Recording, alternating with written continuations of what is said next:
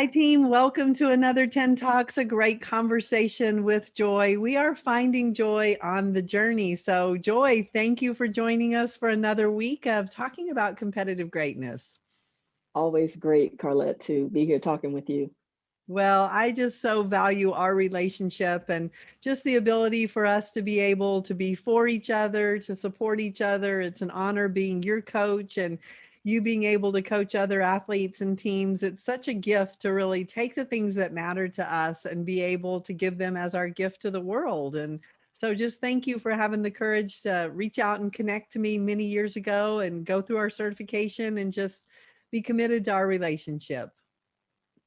Uh, it, it's been great for me. I mean, just our relationship has really meant a lot to me, and I've learned so much, and just look forward to what the future holds and learning even more and sharing it, giving hope to as many people as I can. And that is our desired outcome, is to really give hope. And today's topic of conversation is all about relationships and investing in them and really investing in them for competitive greatness. And so when we talk about competitive greatness, we really talk about being competitively great for us. It's never against anyone. So let's start with really that relationship with ourself. I know, Joy, you've gone through some pretty tough times right now in terms of just some health and your mother, and you have a lot of beautiful personal relationships, and we've all gone through professional struggles with COVID with all of our sports teams. Tell us about how you really taken great care of yourself, honored yourself, really anchored in well-being to set yourself up to be a great person personally.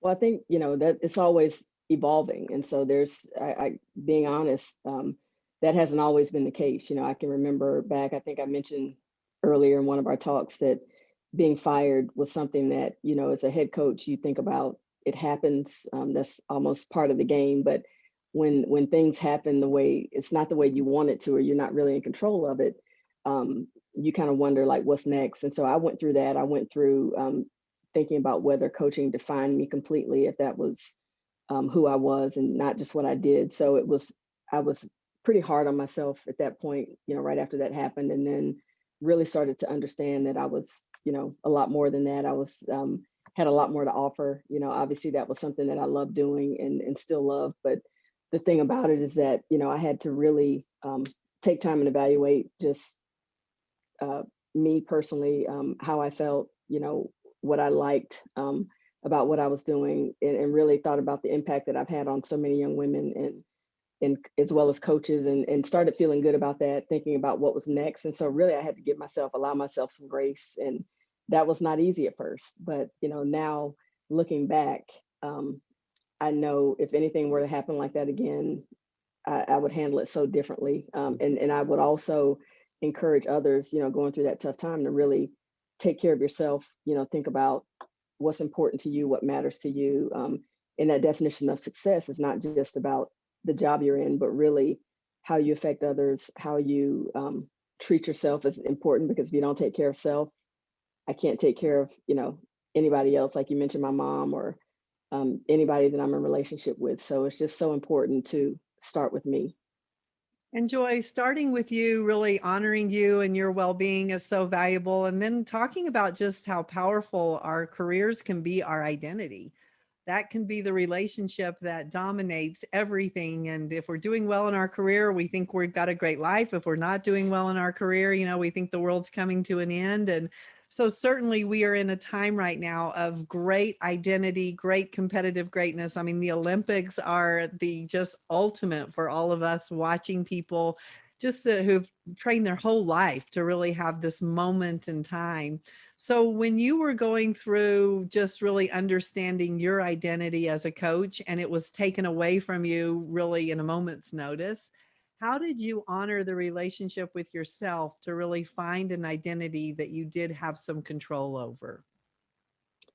Just really thought about the things that were important to me, and really looking back on coaching, obviously I loved it, but I had really had to take a deeper look at what I really loved about it. And Mhm. so I think that was the more important thing. And what I found was that I really enjoyed impacting and helping young women with that transition into college from high school, and then really going on that journey with them. as they came into me as girls and left as women, and how good I felt knowing that I had a part in that. And so when I really thought about that and thought about, hey, this is really what I like, I can still do something like that. Even if I'm not coaching basketball, I can still help coach people through transition, through, you know, tough things that they might be going through, or just help give them tools. And the great tools that I've learned with sports life coaching, just really being able to share those with people that might be going through change. Because obviously that's what I was going through. And now knowing what I know now about how tough change is, and having that new thinking that I don't have to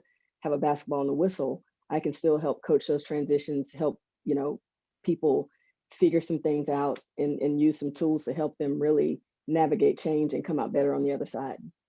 Enjoy that gift of our set of tools that we have. It's such an honor to be able to really give the power back to the person and really empower us to be our best self and every day make choices that align with our definition of success. And that's what you just articulated so beautifully, is that you redefined your definition of success. Instead of your definition being a basketball coach, it was, I'm a woman committed to impacting other women and really helping them through their life transitions and going on the journey with them. And so just being able to give yourself the gift of that new definition allows you to have whatever career choices come and go. We know we go through lots of different seasons.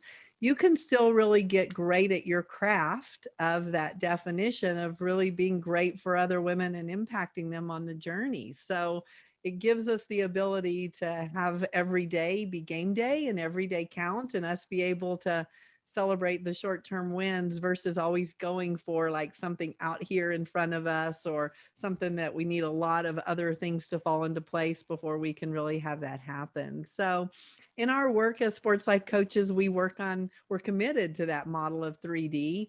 Personally, for significance, defining what our definition of significance is; professionally, for success, whatever our definition is; and philanthropically, for service.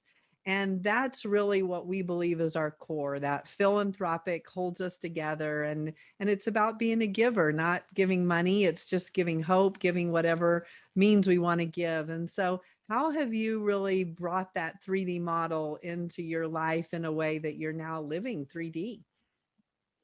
Well, that was something that was really new thinking for me, because I know, especially in the coaching world, like we're tunnel vision, you know, X's and O's, you know, managing any crisis that come up, and really just thinking about wins and losses. And so, and, you know, taking care of the people, you know, in your program. But the thing that I really learned that was really great for me is that, or figured out about myself, was that I wasn't putting enough time and energy into my other dimensions, being personal and philanthropic. And so it really has helped me to really think about how I want to give hope in my philanthropic dimension of service. And that might just be, you know, talking to somebody different, or, you know, just listening to them, encouraging them, in terms of giving hope, but really being more intentional about that. Because I always would think about, hey, I want to do, maybe volunteer here or do something here, but, and every now and then did stuff, but now it's just really more intentional, whether it's making a phone call and giving hope to someone that I haven't talked to in a long time, or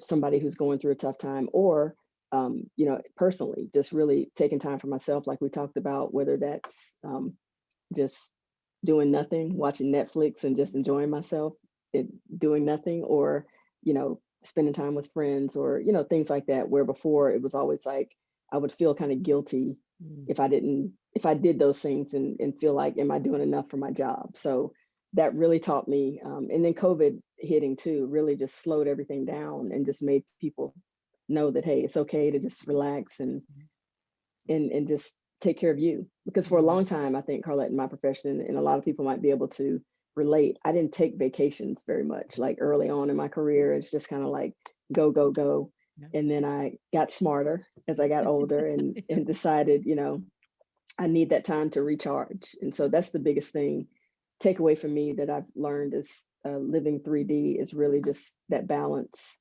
and not going overboard too much, because the work's going to always be there. It's going to Yeah. always be there. So really just taking care of me, and the people that I love.